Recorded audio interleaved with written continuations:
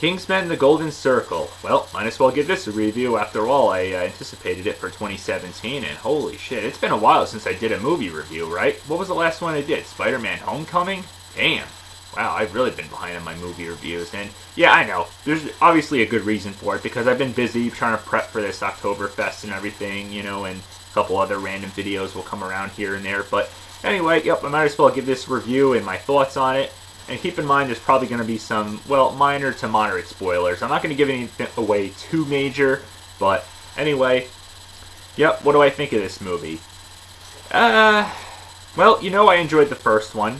It was a great action spy comic book film directed by Matthew Vaughn, the same genius behind X-Men First Class and the first Kick-Ass movie, and thank the Lord he didn't ditch this one like he did with the second Kick-Ass movie, let it to some other director, because, well, I think he did a pretty decent job with this one.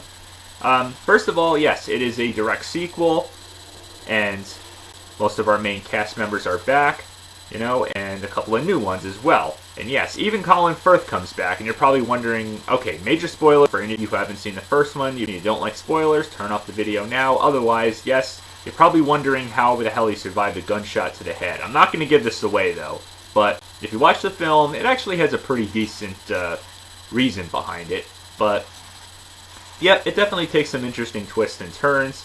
Definitely pays a little bit of a homage to the first one as well. You know, definitely follows up with it pretty well. I mean, it starts out with action right off the bat. You know, has your typical slow motion to fast motion action, car chase scenes, a lot of profanity. Yeah, you might complain about that, but it's not rated R for a dumb reason. I mean, just like the Kick-Ass movies, and it is by the same director, so it's a lot of the same stuff. Lots of blood, lots of fighting, lots of great humor. Even some sexual stuff into it, but not like the first one, like I said, didn't have that, but yep, you gotta expect that a little bit. After all, like I said, it is an R-rated action spy comedy film. And, of course, it takes new twists and turns because it introduces new actors in this film, like I just said before, like Channing Tatum, Halle Berry, Jeff Bridges, holy shit, Storm from X-Men, and Obadiah from First Iron Man. Damn, too bad they killed off Nick Fury. Yeah, okay, now I'm getting carried away here. Alright, but anyway, yep, those are some of the newer actors in this film, as well as a bunch of others, like Julianne Moore as our main villain. And I do like how interesting she is, because she's not like your typical, you know, cliche villain that laughs, like the evil, typical cliche laugh. And of course she's in a typical remote area, which does seem a little done to death, but it does take a fascinating twist and turn on this whole idea, because she's like, oh, I'm into like 50s style stuff, you know.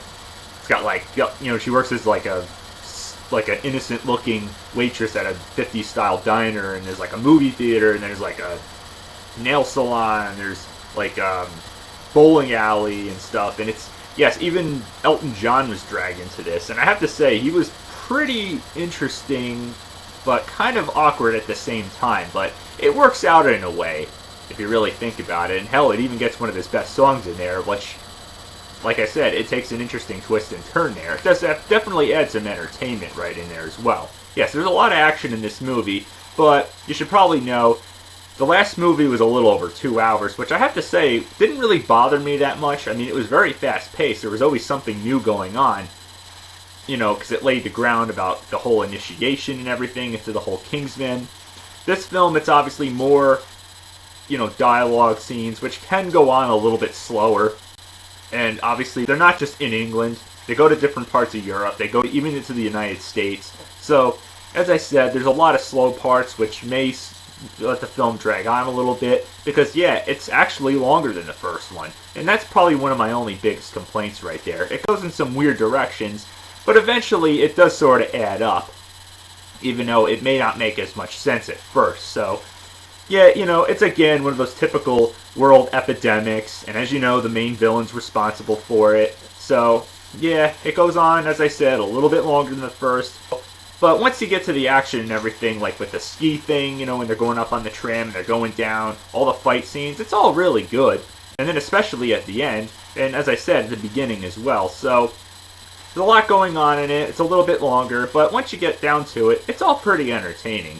But as I said, it's a little bit longer, and it's just not as good as the first one. But that doesn't mean it's necessarily terrible. It's just, it's a typical sequel right there. Take it for what it is. I know critics kind of bash this film already, but I don't think it's really as bad as critics say it is, especially a lot better than what Rotten Tomatoes is giving it credit for. So, if you like the first one, you might enjoy it, but if you're disappointed with it, that's understandable. And just in case you're wondering, yes, I did see it in IMAX 2D. Yeah, it's really weird lately. A lot of films are not IMAX 3D. Not that it really matters, because I'm usually against 3D. I find it more of a cash grab, but I don't highly recommend it. It's kind of cool for some of the scenes, like I said, on the ski lift and everything, where they're on the slopes in Italy, which it definitely adds more depth to the picture, but I don't highly recommend it. And as for a scene during the middle or after the credits, like the first movie had, a scene during the middle of the credits, to be exact, this film thankfully has none of that. So if you were holding in your bathroom break throughout the entire film, you can thankfully walk out as soon as the credits roll. So, in other words, good film, but in other words, it just may not be as good as the first. So take it for what it is. It's a good, entertaining time. I think Matthew Vaughn definitely poured a lot of heart into this film, but sometimes sequels are not always as good as the first. But that doesn't necessarily mean it's terrible. Still a good film. Go check it out. My final verdict is, I give it a Wii Remote Wii Motion Plus up and just a plain Wii Remote up. I still liked it.